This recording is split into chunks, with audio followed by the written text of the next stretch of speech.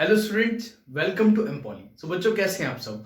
आइए स्टार्ट करते हैं आपका नया सब्जेक्ट जिसका नाम होगा रेफ्रिजरेशन एंड एयर कंडीशनिंग। जैसा कि आप बोर्ड पर देख पा रहे होंगे, तो कोई भी सब्जेक्ट स्टार्ट करने से पहले सबसे पहले जरूरी होता है, फर्स्ट प्रायोरिटी होती है सिलेबस।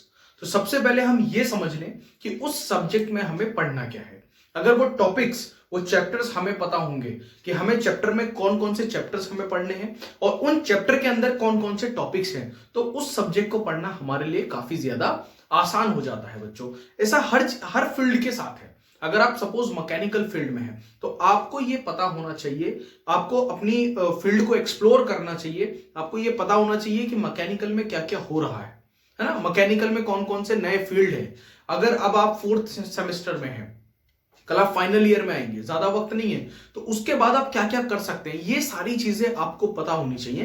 तभी क्या कर सकते हैं, आप अपनी फील्ड में और ज्यादा बेहतर कर सकते हैं। ठीक है, अगर आज से आप एक्सप्लोर करना शुरू करेंगे तो कल को आपको आपके फील्ड में कोई पछाड़ नहीं पाएगा, है ना। आपसे कोई जीत नहीं पाएगा। आप बहुत अच्छी परफॉर्मेंस के साथ, बहुत अच्छी तैयारी के साथ फील्ड में उतर सकते हैं अगर अब से तैयारी करेंगे। तो अब से सबसे पहले आपको ये करना है कि अपनी फील्ड को एक्सप्लोर किया करिए कि मैकेनिकल में क्या क्या होता है, मैकेनिकल से मैं किस किस फील्ड में जा सकता हूं, है ना। आगे मैं क्या कर सकता हूं, डिप्लोमा के बाद मैं क्या कर सकता हूं, क्योंकि अभी तो क्या है, सिर्फ डिप्लोमा कर रहे हैं आप, उसके बाद भी आप बहुत कुछ कर सकते हैं, बहुत सारे फील्ड्स में जॉब कर सकते हैं।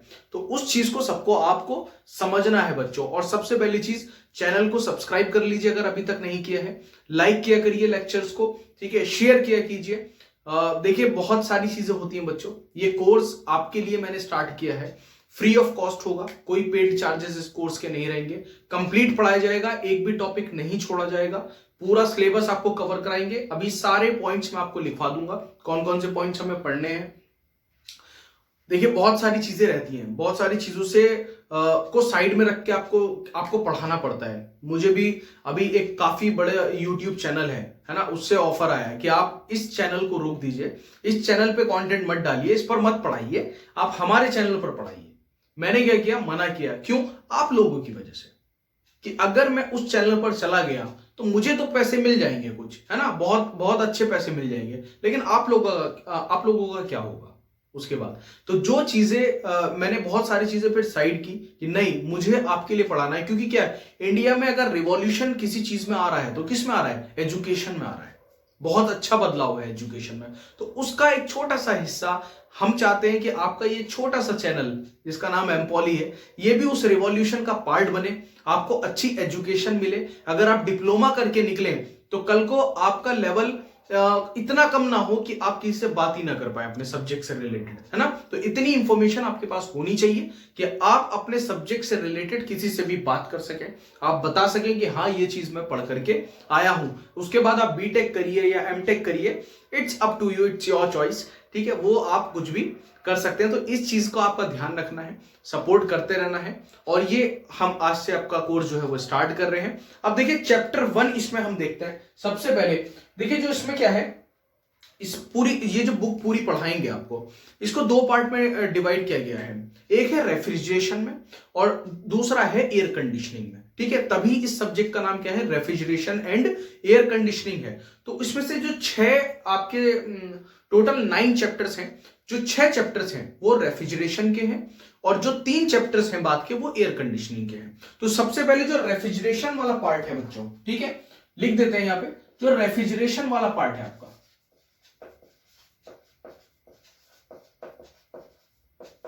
उसके कौन कौन से चैप्टर्स हैं सबसे पहले वो देख लेंगे। एक कॉपी, एक पेन ले लीजिए, नोट्स मेरे साथ ही बनाने हैं। अदरवाइज आपको नोट्स एमपॉली के टेलीग्राम चैनल पर भी सेंड कर दिए जाएंगे, वहां पर भी जाकर के आप पीडीएफ डाउनलोड कर सकते हैं, पढ़ सकते हैं, ठीक है। सब कुछ जो है आपके लिए है, तो बस आपको क्या करना है, बैठ करके पढ़ना है हमारे साथ। समझिए अभी कौन कौन से चैप्टर्स आपको देखने हैं। देखिए, सबसे पहला चैप्टर जो आपका आता है, चैप्टर 1।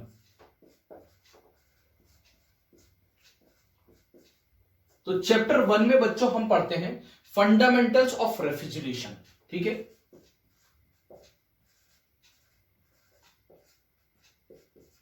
फंडामेंटल ऑफ रेफ्रिजरेशन, ये आपका पहला चैप्टर है इस सब्जेक्ट का, ठीक है। इस इसमें कुछ पॉइंट्स हैं जो हमें पढ़ने हैं।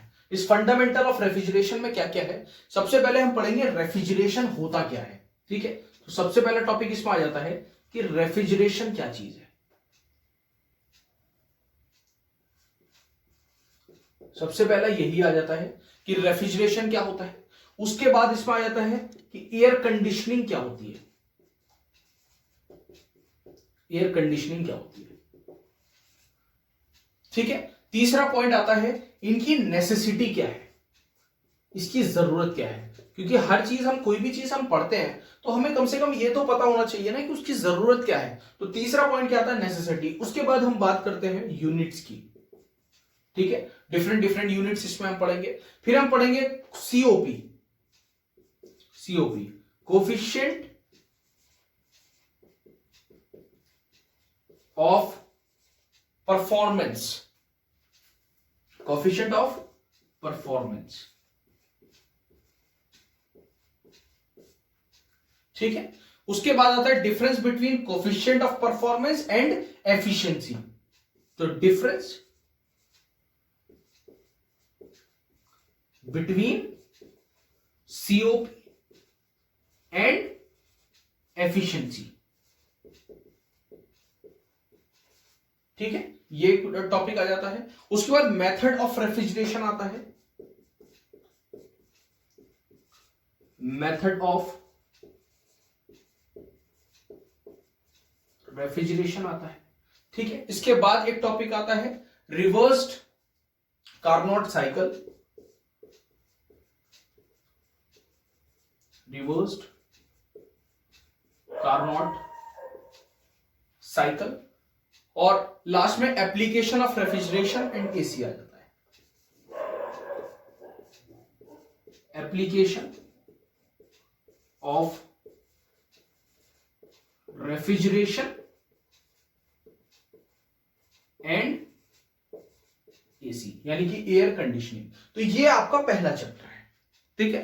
पहला चैप्टर है, कुछ टॉपिक्स हैं इसमें, कौन कौन से हैं, रेफ्रिजरेशन क्या होता है, एयर कंडीशनिंग क्या होती है, नेसेसिटी क्या होती है, यूनिट्स क्या होती है, सीओपी यानी कि कोफिशिएंट ऑफ परफॉर्मेंस क्या होता है, फिर सीओपी में और एफिशिएंसी में क्या डिफरेंस है, ठीक है। मेथड ऑफ रेफ्रिजरेशन क्या है, रिवर्स कार्नोट साइकिल क्या होती है, application of refrigeration and AC क्या है, यानी कि इनके इस्तेमाल क्या है, यूज क्या है। ये आपका पहला चैप्टर है। जल्दी से इन पॉइंट्स को नोट कर लीजिए या स्क्रीनशॉट ले लीजिए। हम आगे बढ़ते हैं नेक्स्ट चैप्टर की तरफ।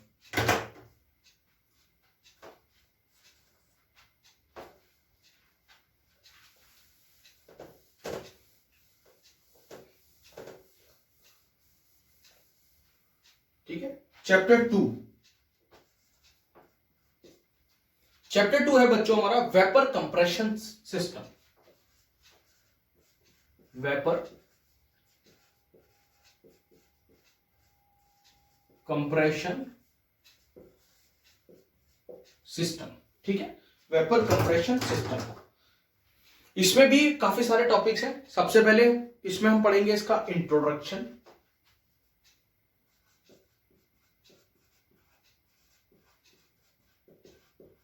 ठीक है। उसके बाद इसका पढ़ेंगे हम प्रिंसिपल,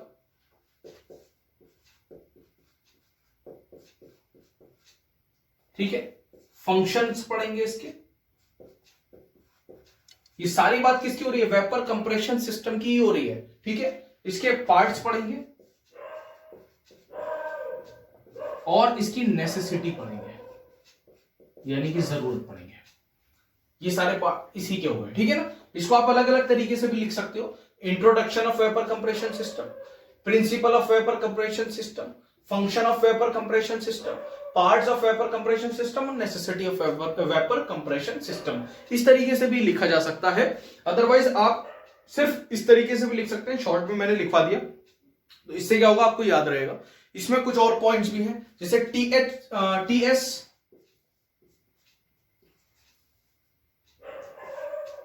पीएच चार्ट्स, ये भी हम पढ़ेंगे, ठीक है, टीएस एंड पीएच चार्ट्स। उसके बाद पढ़ेंगे dry, wet and super heated compression, ठीक है, ड्राई, वेट एंड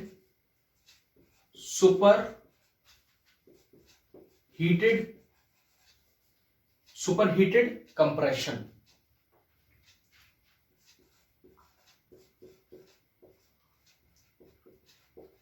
ठीक है, ये इसका एक पॉइंट आ जाएगा। तीसरा फोर्थ पॉइंट आएगा effect of subcooling, superheating, effect of subcooling, superheating,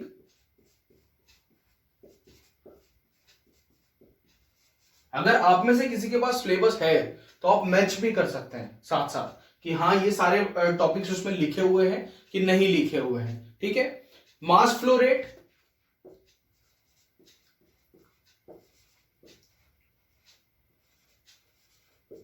ठीक है, मास फ्लो रेट के बाद आएगा बच्चों एंट्रोपी और एंथैल्पी, एंट्रोपी एंड एंथैल्पी। इतना आसान करके पढ़ा देंगे आपको कि रेफ्रिजरेशन और एंड एयर कंडीशनिंग आपको आसान लगने लग जाएगा। ठीक है, एंथैल्पी हो गया, उसके बाद वर्क डन, इसके बाद आएगा एक टॉपिक आपका वर्क डन, ये पढ़ेंगे। फिर हमारा एक और टॉपिक, एक और पॉइंट चाहिए कुछ और इसी इसके हैं, इसी चैप्टर के हैं, रेफ्रिजरेटिंग इफेक्ट एंड सीओपी। ठीक है, रेफ्रिजरेटिंग इफेक्ट एंड सीओपी। ठीक है, कोएफिशिएंट ऑफ परफॉर्मेंस क्या होता है। फिर actual compression system, last topic आएगा इस चैप्टर का, actual compression system, actual compression system. ये हो गया आपका सेकंड चैप्टर। ठीक है, स्क्रीनशॉट ले लीजिए जल्दी से या फिर नोट कर लीजिए इसको। ठीक है, एक्चुअल कंप्रेशन सिस्टम। अब हम देखेंगे थर्ड चैप्टर में हमारे कौन कौन से टॉपिक्स आ रहे हैं, जल्दी से थर्ड चैप्टर देखेंगे।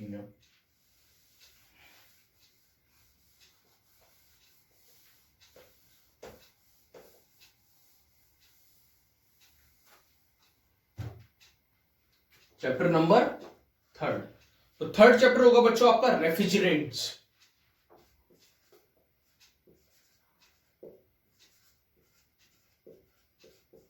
रेफ्रिजरेंट्स, ठीक है। अब रेफ्रिजरेंट्स में क्या क्या पढ़ाया जाएगा, इनके फंक्शन, रेफ्रिजरेंट के फंक्शन क्या होता है, ठीक है, इनके काम क्या है, क्लासिफिकेशन यानी कि ये कितने प्रकार के होते हैं, है ना, क्लासिफिकेशन यानी कि ये कितने प्रकार के होते हैं। तीसरा nomenclature,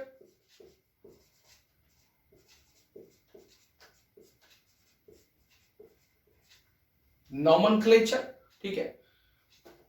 properties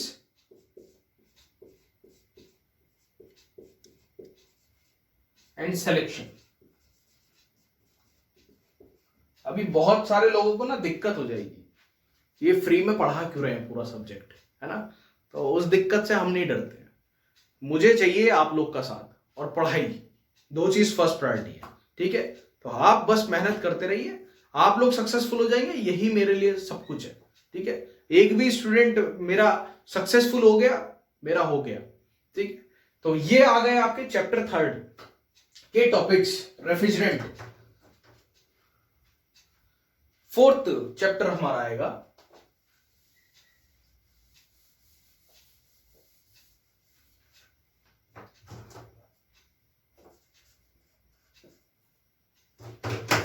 fourth chapter, air refrigeration system. Air refrigeration system, air refrigeration system. अब देखिए इसमें कौन कौन से टॉपिक्स हैं। सबसे पहले इंट्रोडक्शन रहेगा इसका, एयर रेफ्रिजरेशन सिस्टम का इंट्रोडक्शन रहेगा, ठीक है। परिचय, पूरा परिचय इसमें पढ़ेंगे, एयर रेफ्रिजरेशन सिस्टम होता क्या है, पूरा परिचय आपका इसमें रहेगा। नेक्स्ट पढ़ेंगे हम इसमें एडवांटेज,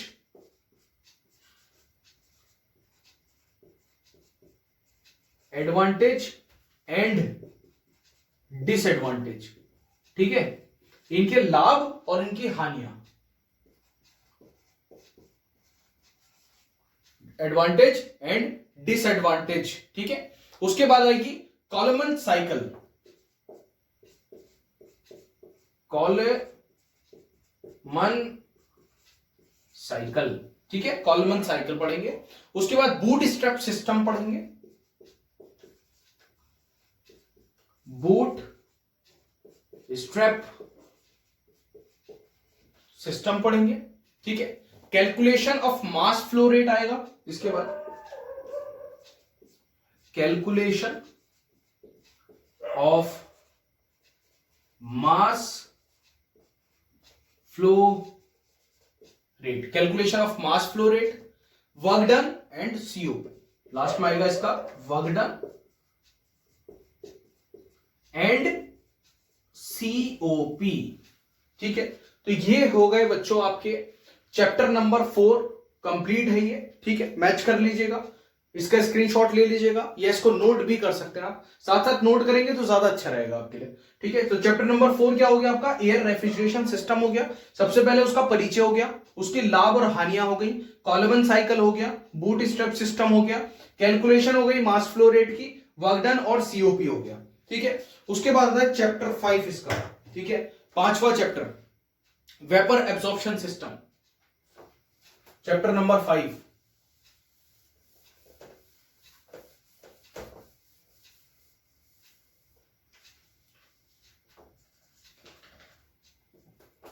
वेपर एब्जॉर्प्शन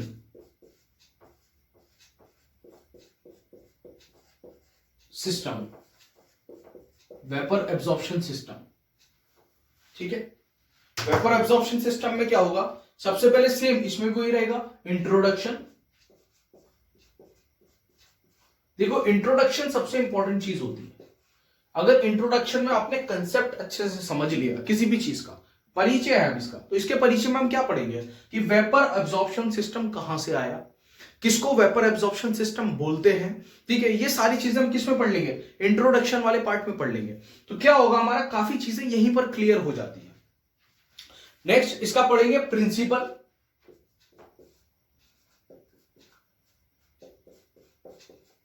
और वर्किंग पढ़ेंगे इसकी, ठीक है, प्रिंसिपल और वर्किंग पढ़ेंगे, ठीक है। उसके बाद पढ़ेंगे domestic Electrolux, domestic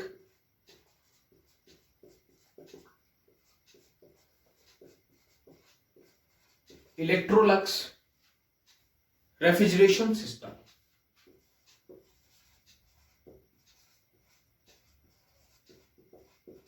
refrigeration system, ठीक है, ये टॉपिक आ जाएगा। उसके बाद आएगा solar power refrigeration system,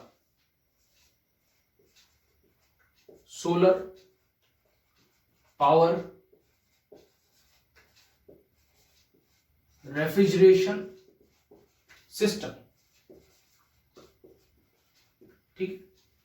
solar energy से इसको पढ़ाना स्टार्ट करूंगा एकदम जीरो से, ठीक है ना। एडवांटेज एंड डिसएडवांटेज इसकी,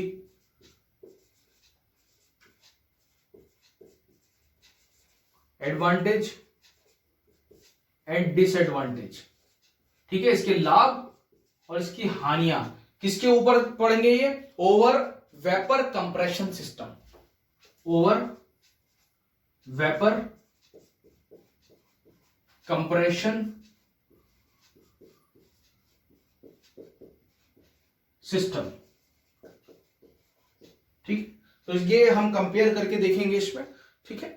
ये आपका कंप्लीट होता है चैप्टर नंबर 5, जल्दी से नोट कर लीजिए इसको, चैप्टर नंबर 5 के ये पॉइंट्स हैं, और ये भी अलग अलग पॉइंट्स ही हैं, इंट्रोडक्शन अलग है, प्रिंसिपल अलग है, वर्किंग अलग है, मैंने इसको एक साथ लिख दिया है सिर्फ, ठीक है, ताकि कम जगह ले। नेक्स्ट आ जाता है चैप्टर नंबर 6 बच्चों, चैप्टर नंबर 6, और ये रेफ्रिजरेशन वाले पार्ट का आखिरी चैप्टर है, चैप्टर नंबर 6 जो है आपका, चैप्टर नंबर 6 क्या है, chapter number 6 refrigeration equipment, refrigeration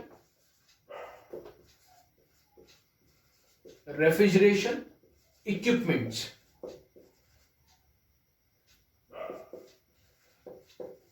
refrigeration equipment. ठीक है, तो इसका जो पहला टॉपिक आपका होगा रेफ्रिजरेशन इक्विपमेंट का, वो होगा कंप्रेसर। ठीक है, कंप्रेसर। रात हो रही है तो बीच बीच में कुत्तों वगैरह के, इंसान तो सो जाते हैं, कुत्तों वगैरह की आवाज आने लगती है, तो उसके लिए डिस्टर्ब मत होना, थोड़ा सा एडजस्ट कर लेना। ठीक है, कंप्रेसर।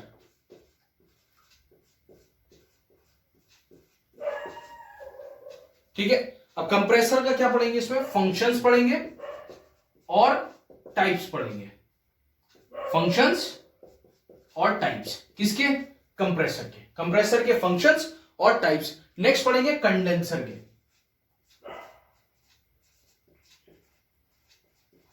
कंडेंसर का भी क्या पढ़ेंगे, सिंपल फंक्शन भी पढ़ेंगे और टाइप्स भी पढ़ेंगे बच्चों। ठीक है, उसके बाद आएगा एवापोरेटर। एवापोरेटर, तो एवापोरेटर के भी फंक्शन पढ़ेंगे और टाइप्स पढ़ेंगे। ठीक है, फिर आएगा एक्सपेंशन वाल्व। एक्सपेंशन वाल्व, इसके भी फंक्शन और टाइप्स पढ़ेंगे हम। ठीक है, इसके बाद टॉपिक आता है सेफ्टी डिवाइसेस हमारी इसी चैप्टर में। सेफ्टी डिवाइसेस, सेफ्टी डिवाइसेस में क्या पढ़ेंगे हम, थर्मोस्टेट पढ़ेंगे, थर्मोस्टेट के बारे में पढ़ेंगे। नेक्स्ट ओवरलोड प्रोटेक्टर पढ़ेंगे, overload protector, overload protector low pressure पे। ठीक है, यानी कि एलपी। और high pressure cut off switch पढ़ेंगे इसमें, high pressure HP cut off switch. ठीक है, हाई प्रेशर या कट आउट स्विच भी बोलते हैं इसको, कट ऑफ स्विच भी बोलते हैं, कट आउट स्विच भी बोलते हैं। ठीक है, ये हम इसमें पढ़ेंगे। तो ये 6 के 6 चैप्टर किसके, आपके रेफ्रिजरेशन वाला पार्ट है ये आपका। ठीक है, उसके बाद जो अब हमारा पार्ट आएगा वो पार्ट होगा आपका एयर कंडीशनिंग का पार्ट बच्चों। ठीक है, तो एयर कंडीशनिंग वाले पार्ट में देखते हैं जो हमारा चैप्टर नंबर 7 है। सबसे पहले वो आएगा जिसमें हम पढ़ेंगे साइकोमेट्री के बारे में। ठीक है, साइकोमेट्री।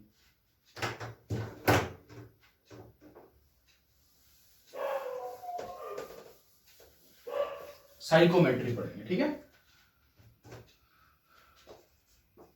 Chapter number 7 psychometry. ये लिखा जाता है पी साइकोमेट्री। ठीक है, और पढ़ा जाता है साइकोमेट्री। पी क्यों लिखते हैं ये मुझे भी नहीं पता है। ठीक है, जब साइलेंट ही है तो लिखना क्यों है, जरूरी थोड़ी है मत लिखो, लेकिन लिखना पड़ता है, क्या करें, मजबूरी है हमारी भी। तो साइकोमेट्री बच्चों। ठीक है, साइकोमेट्री क्या है, साइकोमेट्री किसका पार्ट है, ये एयर कंडीशनिंग वाले चैप्टर्स का पार्ट है। यहां से आपका एयर कंडीशनिंग का पार्ट शुरू हो जाता है बच्चों। ठीक है, शॉर्ट में लिख देता हूं, एयर कंडीशनिंग वाला पार्ट आपका यहां से स्टार्ट हो जाता है। तो पहला चैप्टर क्या होता है उसका, साइकोमेट्री। ठीक है, साइकोमेट्री क्या होती है, बेसिकली गैस और वेपर के मिक्सचर की स्टडी को हम क्या बोल देते हैं, साइकोमेट्री बोल देते हैं। वो सारी चीजें हम इसमें भी पढ़ेंगे, अभी डीपली नहीं बताऊंगा। ठीक है, सबसे पहले क्या पढ़ेंगे इसमें, इसकी डेफिनेशन पढ़ेंगे हम, डेफिनेशन पढ़ेंगे। ठीक है, दूसरा इंपॉर्टेंस पढ़ेंगे इसकी, इसी में लिख देता हूं, कम जगह लेगा, इंपॉर्टेंस रहेगी। ठीक है, कि साइकोमेट्री की क्या इंपॉर्टेंस है, स्पेसिफिक ह्यूमिडिटी क्या होती है, स्पेसिफिक ह्यूमिडिटी क्या होती है। ठीक है, फोर्थ इसमें रहेगा रिलेटिव ह्यूमिडिटी क्या होती है, रिलेटिव ह्यूमिडिटी। ठीक है, इसको आप मेरे साथ साथ जल्दी जल्दी नोट भी करिएगा। ठीक है, उसके बाद आता है डिग्री ऑफ सैचुरेशन। ठीक है, इसके बाद नेक्स्ट टॉपिक आएगा इसमें degree of saturation, degree of saturation. ये सब अलग अलग टॉपिक्स हैं जो हमें पढ़ने हैं। ठीक है। उसके बाद 3 टॉपिक्स और आते हैं इसमें, डीबीटी, ठीक है, डब्ल्यूबीटी और एक आता है डीपीटी, ठीक है। ये 3 टॉपिक आते हैं। ये होता है dry bulb temperature, dry bulb temperature, dry bulb temperature. ये होता है wet bulb temperature, wet bulb temperature, ठीक है। और डीपीटी होता है बच्चों आपका due point temperature, due point temperature, due point temperature, ठीक है। ये हो गया। नेक्स्ट आएगा इसमें सेंसिबल हीट,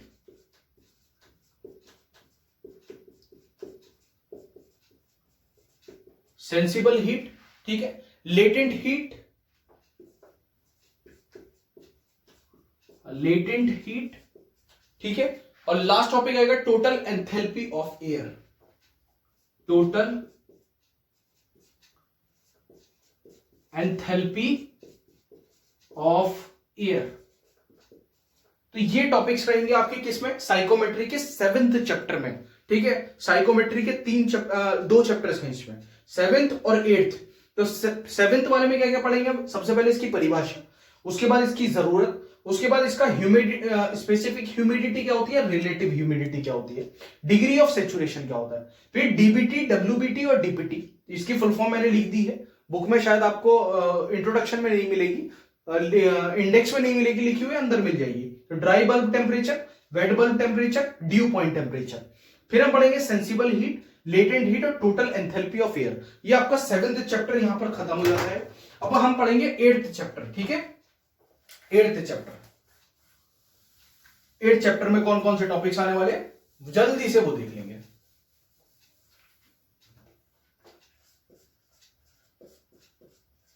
चैप्टर 8, ठीक है। तो चैप्टर 8 आपका रहेगा applied psychometry, applied psychometry, applied psychometry and heat load estimation, and heat load estimation, ठीक है। तो ये आपको पढ़ना रहेगा, चैप्टर 8 है। इसमें कौन कौन से टॉपिक्स हैं, इसमें ये काफी बड़ा चैप्टर है बच्चों, ठीक है। जो applied psychometry and heat load estimation है ना, काफी बड़ा चैप्टर है। उसके बाद जो 9th चैप्टर आता है वो थोड़ा छोटा हो जाता है, ठीक है। उसमें तो inverter, AC, window AC, split AC, ये सब पढ़ना होता है। अब देखो इसमें कौन कौन से टॉपिक्स आपको पढ़ने हैं, जल्दी से नोट करते जाइए मेरे साथ में। साइकोमेट्रिक चार्ट पढ़ेंगे इसमें, सबसे पहले साइकोमेट्रिक चार्ट हम इसमें पढ़ेंगे। दूसरा सेंसिबल हीटिंग एंड कूलिंग पढ़ेंगे, सेंसिबल हीटिंग एंड कूलिंग पढ़ेंगे, ठीक है। उसके बाद एडियाबेटिक कूलिंग पढ़ेंगे, एडियाबेटिक कूलिंग पढ़ेंगे, एडियाबेटिक कूलिंग पढ़ेंगे। नेक्स्ट टॉपिक पढ़ेंगे ह्यूमिडिफिकेशन, ह्यूमिडिफिकेशन, ठीक है, एंड डीह्यूमिडिफिकेशन, एंड डीह्यूमिडिफिकेशन, ये पढ़ेंगे। 2 टॉपिक्स है ये अलग अलग, ठीक है। नेक्स्ट आ जाएगा हमारा कूलिंग एंड ह्यूमिडिफिकेशन। कूलिंग के साथ भी पढ़ना है ह्यूमिडिफिकेशन, हीटिंग के साथ भी पढ़ना है ह्यूमिडिफिकेशन। फिर कूलिंग के साथ डीह्यूमिडिफिकेशन पढ़ेंगे और हीटिंग के साथ भी डीह्यूमिडिफिकेशन पढ़ेंगे, ठीक है। दोनों पढ़ना है। तो कूलिंग एंड ह्यूमिडिफिकेशन, ठीक है। Cooling and dehumidification, humidification. Next पढ़ेंगे हीटिंग हीटिंग एंड ह्यूमिडिफिकेशन,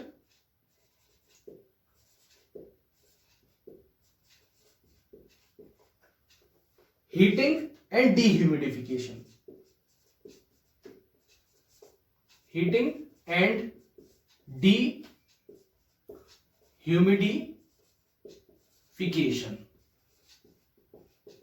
ठीक है, ये हो गए आपके काफी सारे टॉपिक्स हो गए ये। उसके बाद पढ़ेंगे हम बाईपास फैक्टर। ठीक है, बाईपास फैक्टर। ठीक है, बाईपास फैक्टर के बाद पढ़ेंगे हम room sensible heat factor, room sensible heat factor, room sensible heat factor. ठीक है, इसके बाद आएगा effective and grand sensible heat factor, effective, ऊपर वाले रफ कर देते हैं, यहीं पर लिख दूंगा। ठीक है, इसको जल्दी से नोट कर लीजिए, स्क्रीनशॉट ले लीजिए, मैं इसको रफ कर देता हूं, फिर नीचे बाकी टॉपिक्स लिखवा दूंगा। हो सकता है यहां से साइड नजर ना आ रहा होगा आपको। ठीक है,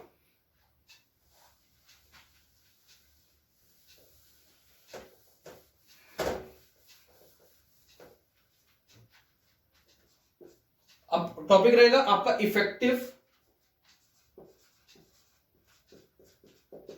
sensible heat factor, effective sensible heat factor. एक होता है ग्रैंड सेंसिबल हीट फैक्टर, लिख लीजिएगा इसको, सेंसिबल हीट फैक्टर। उसके बाद आएगा ADP, ADP, adaptive due point, sorry apparatus due point, apparatus due point, apparatus due point. ठीक है, एडीपी। उसके बाद रूम डीपीटी,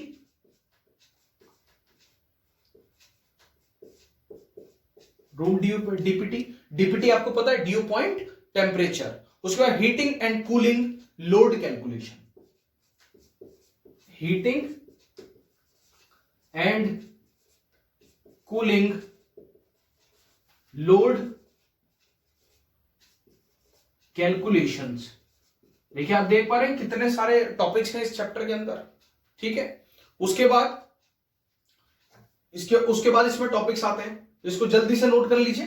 ठीक है, इधर लिख देता हूं मैं, कुछ और टॉपिक्स हैं इसके। विंडो एसी,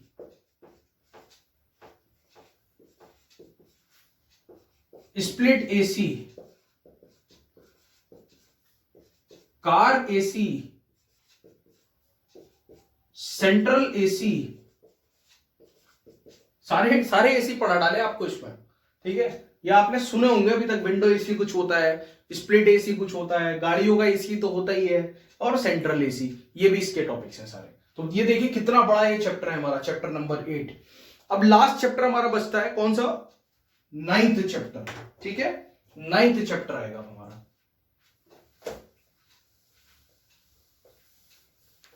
अब समझ पा रहे होंगे कितना सब कुछ हमें रेफ्रिजरेशन एंड एयर कंडीशनिंग में पढ़ना है। तो सिलेबस से ही आपको समझ में आ रहा होगा कि अच्छा इतना सब कुछ हमें पढ़ना है। तो इस हिसाब से क्या करेंगे, आप अपना स्केड्यूल बनाएंगे। ठीक है, कि कब कितना कितना मुझे पढ़ना है। हफ्ते में 3 दिन आपकी क्लास आएगी, मंडे ट्यूसडे वेडनेसडे। ठीक है, 3 क्लासेस, और जो बचे हुए 3 दिन है, मंडे ट्यूसडे वेडनेसडे क्लास आ गई, थर्सडे फ्राइडे सैटरडे आप उन नोट्स को पढ़ेंगे जो मैं संडे में आपको दूंगा। ठीक है, तो कितना अच्छा हो गया, संडे में आपको नोट्स मिल गए, मंडे ट्यूसडे वेडनेसडे आपने क्लास ले ली, थर्सडे फ्राइडे सैटरडे बैठ करके सारा रिवीजन कर डाला। ठीक है, तो हो सकता है एक चैप्टर हम एक वीक में भी अगर खत्म करेंगे तो हमारे 9 वीक में 9 चैप्टर्स खत्म हो जाएंगे, यानी कि लगभग 2 महीने में हमारा कोर्स खत्म हो जाएगा। और इतना टाइम अभी हमारे पास है, कोई जल्दी नहीं है, अभी आपके एग्जाम्स में अच्छा खासा टाइम है, तो हम आराम से कवर अप करेंगे। ठीक है, लेटेस्ट डेवलपमेंट इन रेफ्रिजरेशन, यह है चैप्टर नंबर 9। तो इसमें क्या आएगा, latest development latest development in refrigeration